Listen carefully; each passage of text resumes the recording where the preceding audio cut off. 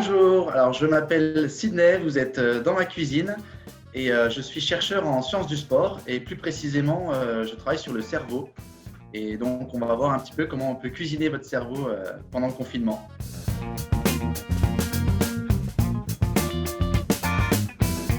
Alors mon premier objet il est tout simplement à ma gauche ici, je vais aller le chercher. C'est tout simplement la machine à café. Parce que voilà, quand on fait de la recherche, il faut forcément beaucoup d'énergie. Et pour ma part, mon carburant principal, c'est le café. Il faut savoir qu'il a des effets assez importants sur le cerveau. Il booste beaucoup et puis il réconforte quand on a un petit coup de mou. Donc, à votre santé. Voilà, c'est fait. Mon deuxième objet, il est à ma droite. Il s'agit de la balance, voilà, parce que d'une part, quand on fait le métier de chercheur, eh bien, il faut toujours réussir à trouver l'équilibre entre l'enseignement, la recherche, la vulgarisation, entre la vie familiale, la vie professionnelle. Donc, on est véritablement des équilibristes. Et puis, en neurosciences, on parle beaucoup de balance entre excitation et inhibition, parce que c'est comme ça que le système nerveux et le cerveau fonctionnent. Il y a des structures qui vont activer, qui vont servir d'excitateurs, et puis il y a des structures qui vont diminuer leur activité, donc qui sont inhibiteurs. Donc on parle de balance, excitation, inhibition. Donc c'est parfaitement approprié dans une cuisine. Et donc mon dernier objet, il est un petit peu particulier. La bouteille de vodka, parce que si le café il booste, la vodka elle désinhibe, donc elle sert dans ma balance à désinhiber. Et puis voilà, on la fréquente beaucoup cette bouteille quand on est étudiant. Et finalement, on s'aperçoit que les chercheurs restent de grands étudiants jusqu'au bout. Et puis pour la partie neuroscientifique, l'alcool est une substance qui a énormément d'effets sur le cerveau, pas forcément positif. Donc là, pour le coup, la balance, on va complètement la descendre vers le bas.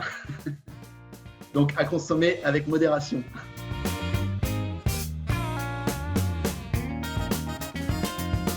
Alors en ce moment, donc mes recherches, elles portent sur l'impact de l'activité physique sur le cerveau ou l'inverse, l'impact de l'entraînement du cerveau sur les performances sportives.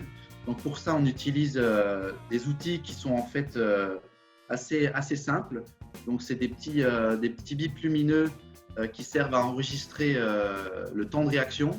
Donc le bip s'allume, on tape dessus et puis ça mesure le temps qu'on a mis à taper dessus. Donc c'est une activité cognitive.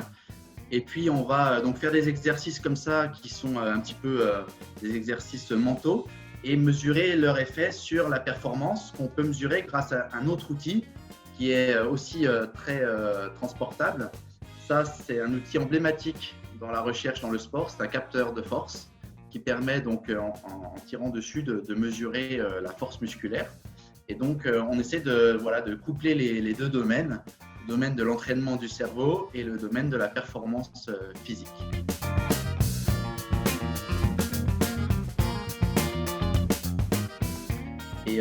Et donc du coup, forcément, le confinement et encore plus dans le milieu du sport, il est compliqué parce qu'on ne peut plus pratiquer nos recherches sur les sportifs. Donc on s'entraîne dans notre cuisine à mesurer notre propre force et à faire des tests comme ça.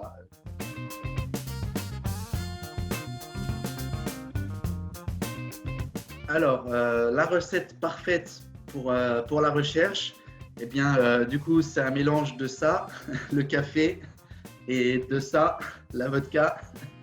Le café pour un petit peu booster et avoir beaucoup d'énergie, et puis l'alcool pour désinhiber, parce que finalement, quand on fait de la recherche, il faut beaucoup d'énergie, et puis il faut à la fois un petit peu sortir de sa zone de confort et puis chercher de nouvelles idées et éviter de rester enfermé dans des idées préconçues.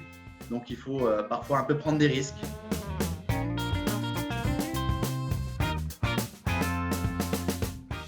le futur de ma recherche, je le vois surtout dépendant de l'amélioration des technologies de mesure de l'activité du cerveau. Le jour où on pourra transporter un IRM sur le terrain, on aura des IRM portatifs pour mesurer l'activité du cerveau pendant l'activité sportive. Là, véritablement, on pourra connaître les effets de l'activité physique sur le cerveau et inversement, les effets de l'activité du cerveau sur les performances sportives.